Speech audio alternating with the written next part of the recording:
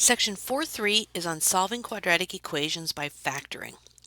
Recall that a quadratic equation has the form ax squared plus bx plus c equals 0.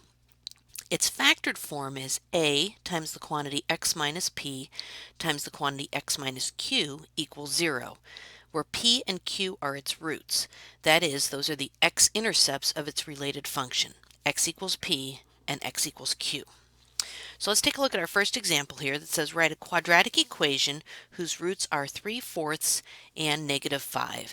So to do that, I'm going to start by writing x equals 3/4 and x equals -5. So I need to subtract 3/4 from both sides. And I don't like having a fraction in there, so I'm going to multiply the whole thing by 4. So that's going to give me 4x minus 3 equals 0. And now let's do the same thing over here. Add 5 to both sides. X plus 5 equals 0. I don't have any fractions to deal with. So to come up with the quadratic equation, it's actually the product of those two. So 4x minus 3 times x plus 5 equals 0. And let's just FOIL that.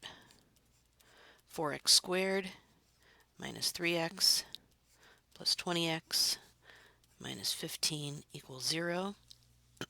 For a final answer of 4x squared plus 17x minus 15 equals 0. And that's kind of working backwards. That is the quadratic equation whose solutions are, or whose roots are 3/4 and -5. So you'll recall from Algebra 1 the zero product property. And this is a key property that we use in solving quadratic equations by factoring.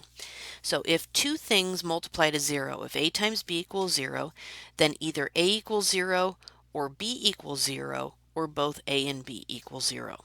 So for example, if I have two things that multiply to 0, and one of those is x minus 3 and the other is x plus 5, then x minus 3 equals 0 and x plus 5 equals 0. So let's review a whole bunch of different ways to factor. The first one is to factor by using the greatest common factor.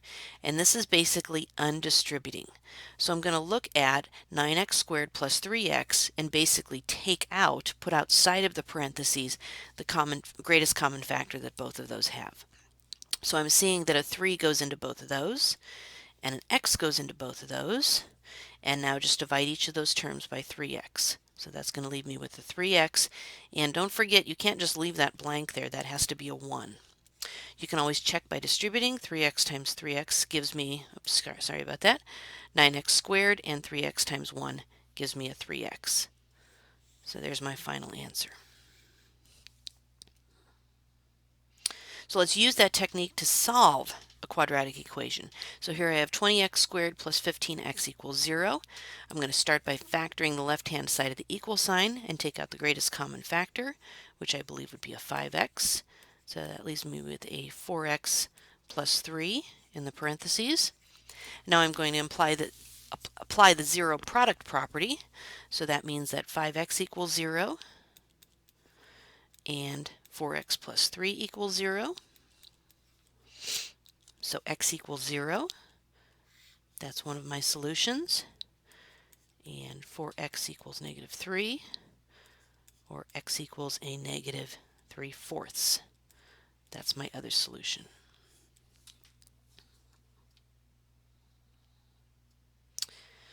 Another time when you might have to factor is when you have trinomials where a is equal to 1. That is, the coefficient of x squared is 1. So in this case, you want to find two numbers whose product is c and whose sum is b. Two numbers that multiply to whatever's on the end here, and the same two numbers add up to whatever the number in the middle is.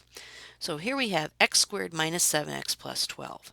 So I need two numbers that multiply to 12. And the same two numbers have to add up to a -7. And here's where it comes in handy. You really need to know your times tables. I might think 3 and 4, that works for that one, but it doesn't work for this unless I make both of those negative. So what I do is, this is very basic, you just take these two numbers, the negative 3 and the negative 4, and throw them into parentheses with x's. And that's the factored form. Now let's use that technique to solve an equation. Here I have x squared minus 2x minus 15 equals 0. So again, I'm going to be looking for two numbers that multiply to a negative 15, and the same two numbers have to add up to a negative 2. So I'm thinking 3 and 5 are going to work. One of them is going to have to be negative. In order to make the second equation true, the 5 has to be negative. So I'll factor the left-hand side here. That's going to give me x plus 3 times x minus 5. And then employing the zero product property, x plus 3 equals 0, x minus 5 equals 0. So x equals a negative 3, and x equals 5.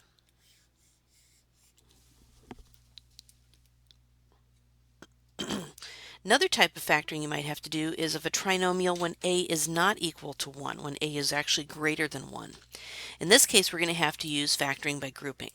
We're going to find two numbers whose product is whatever a times c is, and whose sum is b, and then we're going to use grouping. So let's go through that on this one here. So I need two numbers whose product is negative 18, and I got that from 6 times negative 3. And then the same two numbers have to add up to 7. So I'm thinking like a 9 and a 2. And in order for the second one to be true, my 2 has to be negative. So I'm going to use that 9 and use that negative 2 to rewrite my middle term here, 7x. So I'll have 6x squared plus 9x minus 2x minus 3. All I did was use those two numbers, a 9 and a negative 2, to rewrite 7. Now I'm going to group my first two terms together, my second two terms together, and since I want to grab that negative inside the parentheses, so I'll put a plus up top there. Now factor each set of parentheses separately by taking out a greatest common factor. Here I can take out a 3x, and that's going to leave me a 2x plus 3. And over here, the only thing I can take out is a negative 1, and that's going to leave me a 2x plus 3. And if you did it correctly, you should have the same stuff in the parentheses. So basically, out of each of those terms, factor out a 2x plus 3. And what you're left with is the stuff out front, 3x minus 1. You can also factor a trinomial like this by using guess and check. I don't like to guess and check. I would rather do it this way by grouping. And now let's use that to solve an equation where a is greater than 1. And actually, looking at this, I think I can make my life easier and use smaller numbers by actually just dividing everything by 2. If you can take out a greatest common factor, do that. So that's going to leave me 6x squared minus x minus 1 equals 0. So I'm going to be looking for two numbers that multiply to a times c, that is negative 6, and the same two numbers have to add up to a negative 1. That's what b is. So the two numbers I'm going to use here, I'm thinking I have to use 3 and 2, and it's going to have to be a negative 3 and a positive 2. I'll use those to rewrite my negative 1 in the middle.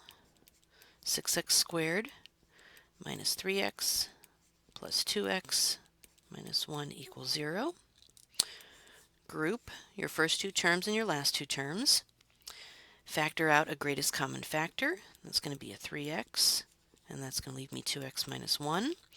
I don't have anything I can take out here, so let's just go ahead and make it a 1. I have to have something in there. And notice I have the same stuff in parentheses, so that's one of my factors. And then the other factor takes the two things that are out front. And now I'm going to use the zero product property. 2x minus 1 equals 0. 3x plus 1 equals 0. 2x equals 1, or x equals 1/2. 3x equals -1, or x equals a -1/3.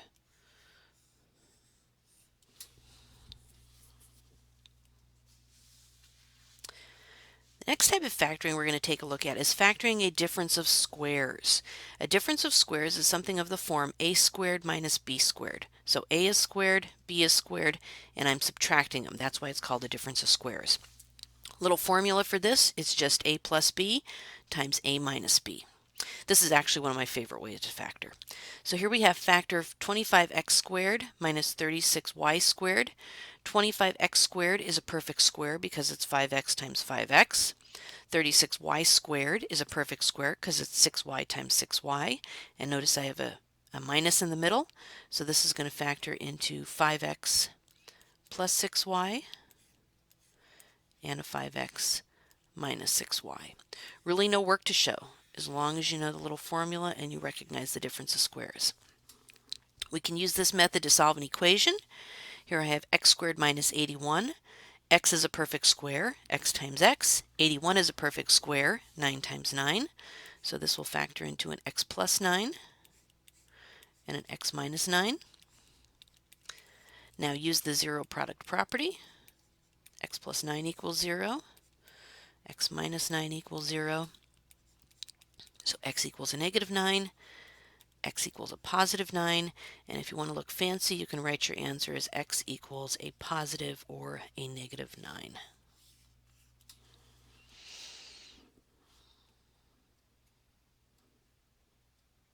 And I believe this is probably the last type of factoring example we're going to take a look at, and that is factoring a perfect square trinomial.